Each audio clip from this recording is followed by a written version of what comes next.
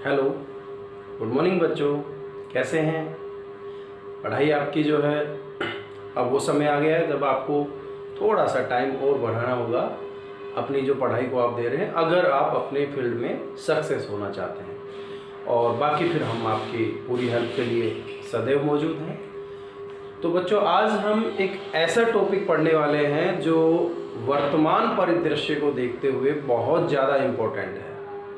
सोच रहे होंगे कि वर्तमान परिदृश्य से मतलब कि ये जो कोरोना काल चल रहा है, यानी कोरोना ये जो बीमारी है, कोविड-19 नाम से भी जानते हैं इसको।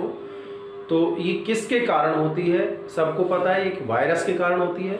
तो उसी वायरस पर आज हम चर्चा करने वाले हैं, क्योंकि हमें वायरस के बारे में सब कुछ जानना है, ज़रूरी है।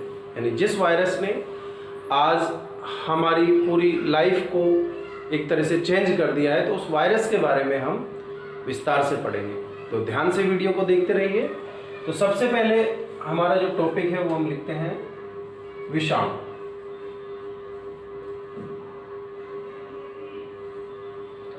विषाणु को ही वायरस कहते हैं। एक्चुअल में जो विषाणु शब्द है, ये जो विषाणु शब्द है ये एक लैटिन शब्द से लिया गया है।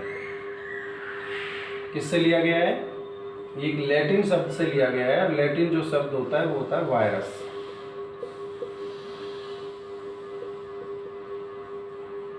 तो हम जो वायरस बोलते हैं, यानी विषाणु का जो हम दूसरा नाम बोलते हैं वायरस, वो जो वायरस है वो कौन सा शब्द है? लैटिन शब्द है। तो वायरस कैसा शब्द है? लैटिन शब्द है। और ये जो लैटिन शब्द है, इसका अर्थ क्या होता है? वायरस का अर्थ होता है विषैला तरल, यानी पॉइजनस फ्लूइड।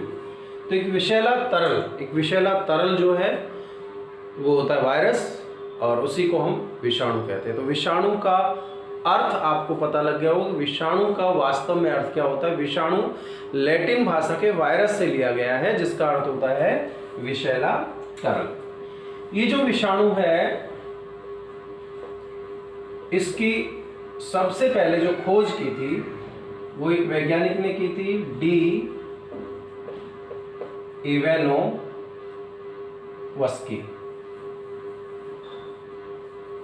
इसकी जो खोज का श्रेय दिया जाता है वो दिया जाता है डी इवानोव्स्की को। डी इवानोव्स्की ने इसकी खोज की थी। इन्होंने क्या देखा कि तंबाकू के अंदर, यानी तंबाकू का जो पौधा होता है,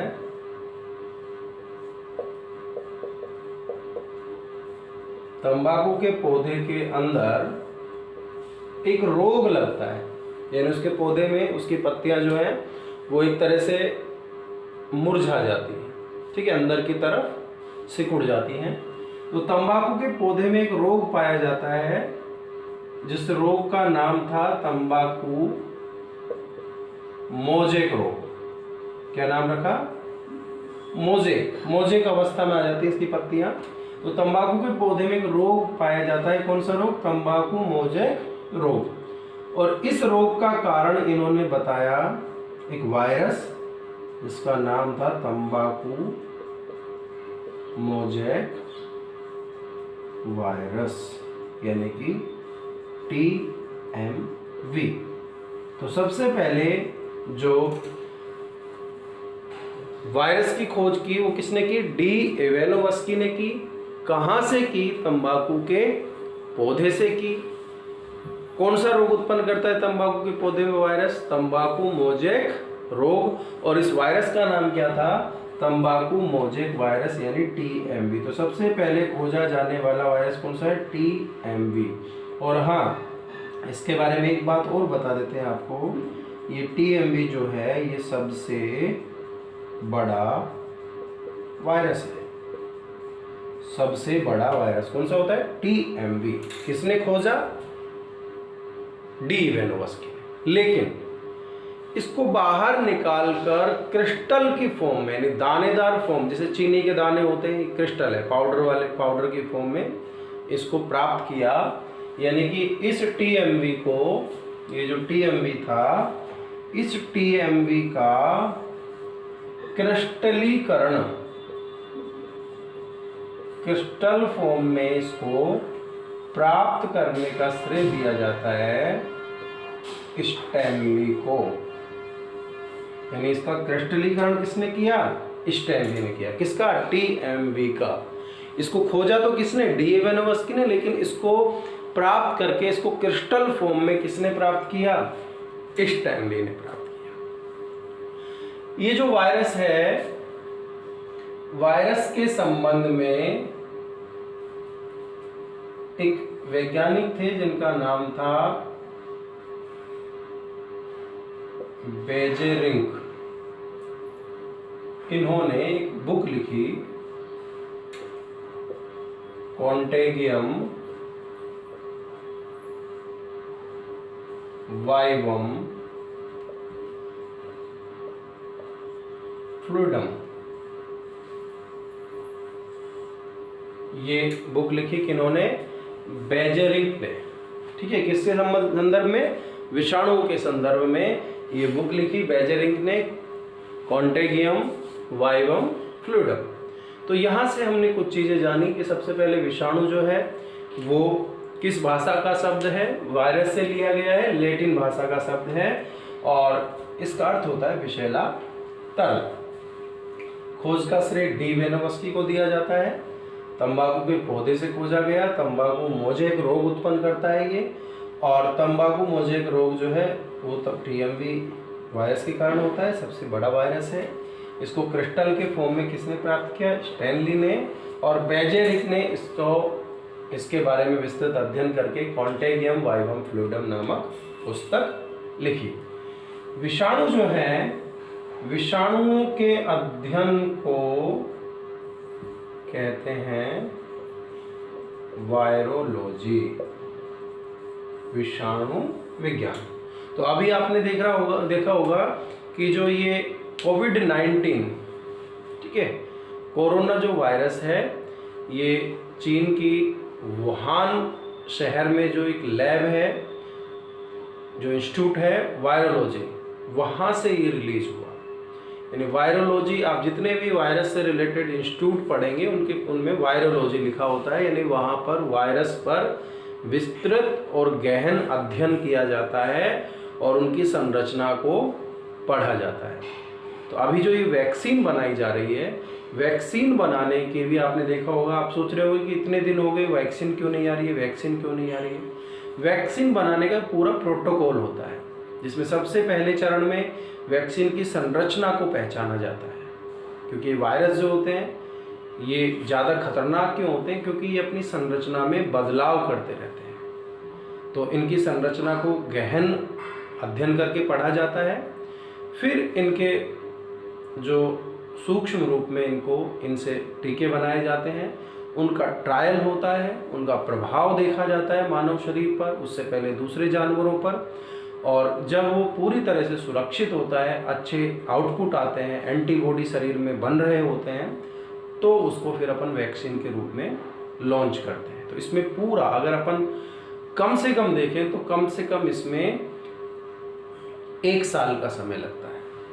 अभी क्या है, आप देख रहे हो कि थोड़ा वैक्सीन जल्दी बनाने की वो लगी हुई है होड़, तो उसमें क्या कर रहे हैं, दोनों चीज़ें एक साथ चल रही हैं। ट्रायल भी चल रहा है और साथ के साथ वैक्सीन का प्रोडक्शन भी स्टार्ट कर दिया गया है। इसलिए ये 6-7 महीने में ये कंप्लीट वैक्सीन जो है वो मे भी पॉसिबल आ सकती है। अदरवाइज 1 साल से 2 साल लगते हैं वैक्सीन बनने में। ठीक है, तो अभी हम उस पर भी चर्चा करेंगे। ये वायरस यानी विषाणु के बारे में हमने थोड़ा सा इसका इतिहास पढ़ा। विषाणु यानी वायरस, विषाणु से संबंधित, फिर एक बार क्लियर करता हूँ, विषाणु या वायरस से संबंधित सारे डाउट आपके इस टॉपिक में दूर होने वाले हैं। ठीक है, तो विषाणु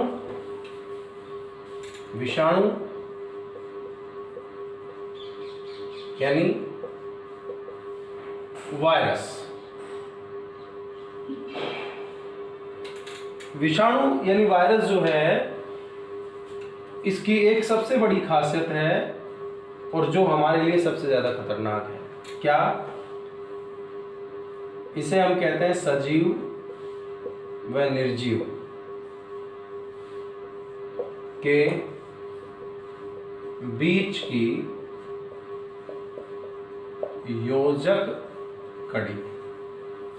यानी सजीव और निर्जीव के बीच की योजक कड़ी कौन है? विषाणु है। और विषाणु जो है वो इस बात का प्रमाण है कि निर्जीवों से सजीव उत्पन्न हुए हैं। यानी कि ये पूरी तरह से निर्जीव भी नहीं है, ये पूरी तरह से सजीव नहीं है, तो ये जैव विकास का प्रमाण भी होते हैं, क्योंकि इनके शरीर में भी डीएनए या आरएनए आनुवांशिक पदार्थ के रूप में पाया जाता है। तो यहाँ हम बात कर रहे हैं कि जो विषाणु है वो सजीव और निर्जीव के बीच की योजक कड़ी है। इसका मतलब क्लियर है कि इनमें सजीवों के भी लक्षण हैं और निर्जीवों के भी लक्षण हैं। तो एकमात्र ऐसे जीव, ये एक तरह से एक अपवाद भी कहे जाते हैं बायोलॉजी के, क्योंकि बायोलॉजी में हम जीवों का अध्ययन करते हैं और जीव की विशेषता होती है कि जीव सजीव होते हैं। अब इनको हम सजीव भी मानते हैं, इनको हम निर्जीव भी मानते हैं, इसलिए ये बायोलॉजी के अपवाद भी हैं। ठीक है।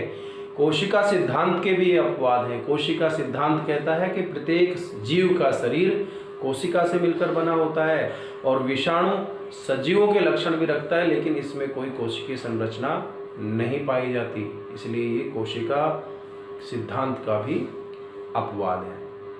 तो हम देख रहे हैं कि सजीवों और निर्जीवों दोनों के लक्षण इसमें पाए जाते हैं। तो हम देख रहे हैं, एक तो इसके अंदर जैविक लक्षण पाए जाते हैं, जैविक लक्षण, और एक इनमें पाए जाते हैं अजैविक लक्षण।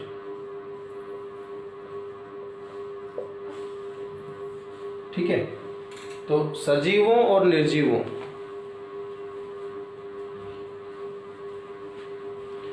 तो सजीवों और निर्जीवों दोनों के लक्षण इनमें पाए जाते हैं। सजीवों के लक्षण क्या होते हैं कि इनमें आनुवांशिक पदार्थ पाया जाता है, आनुवांशिक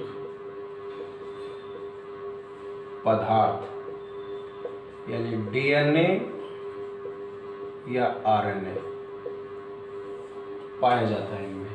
ठीक है।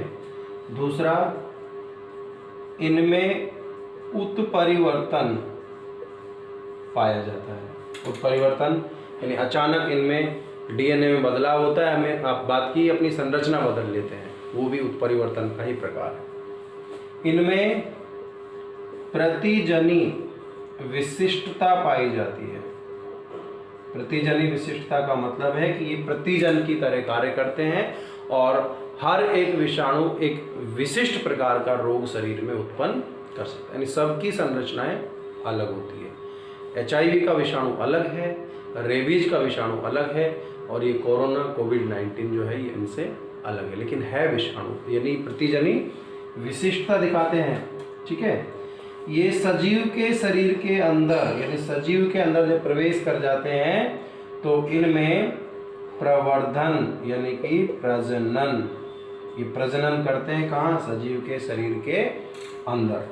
तो ये इनके जो गुण हैं ये इनको जैविक बना देते हैं। सजीवों के शरीर के अंदर ये प्रजनन करते हैं, अपनी संख्या बढ़ाते हैं, प्रतिजन विशिष्टता दर्शाते हैं, उत्परिवर्तन दर्शाते हैं, आनुवांशिक पदार्थ इनमें पाया जाता है। लेकिन इनकी कोई कोशिकीय संरचना नहीं होती, कोशिकीय संरचना नहीं होती, इसलिए ये अजैविक की तरह व्यवहार करते हैं।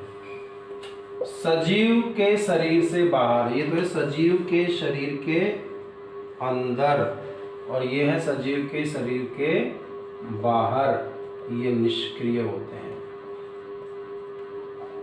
कैसे होते हैं? निष्क्रिय होते हैं, यानी कि इनमें श्वसन आदि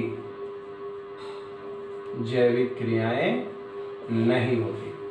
सजीव के शरीर के बाहर ही निष्क्रिय है, ऐसे जैसे चौक का पाउडर पड़ा हुआ है ऐसे पड़े रहते हैं। यानी अभी ये शरीर से बाहर, जैसे कोरोना की या कोविड-19 की बात करें तो ये विषाणु पड़े रहते हैं, बाहर वातावरण में मौजूद हैं फिलहाल, ये जब इनको शरीर मिलेगा तो हमारे शरीर में आकर ये संख्या बढ़ा सकते हैं। इसलिए तो कहा जाता है कि कम से कम बाहर निकलो, मास्क लगा के रखो ताकि ये अंदर ना जा पाए, बार बार हाथ धो, किसी सरफेस से हाथ को छुआ है अपन ने, वहाँ विषाणु है, हाथ पर आ गए, हाथ को हमने मुंह पर नाक पर लगा लिया, अंदर चले जाएंगे, एक्टिव हो जाएंगे, बाहर कुछ नहीं करेंगे, यहाँ पड़े हुए कुछ नहीं कर पाएंगे, शरीर के अंदर नहीं जाने चाहिए, क्योंकि शरीर से बाहर कैसे होते हैं, निष्क्रिय होते हैं, कोई नुकसान नहीं पहुंचा सकते ये, ठीक है। ये इनकी कमजोरी भी है, शरीर से बाहर ये मरे हुए हैं, शरीर नहीं मिलना चाहिए, शरीर के अंदर नहीं जाने चाहिए। लेकर कौन जाएगा अंदर इनको, हम ही तो लेकर जाते हैं।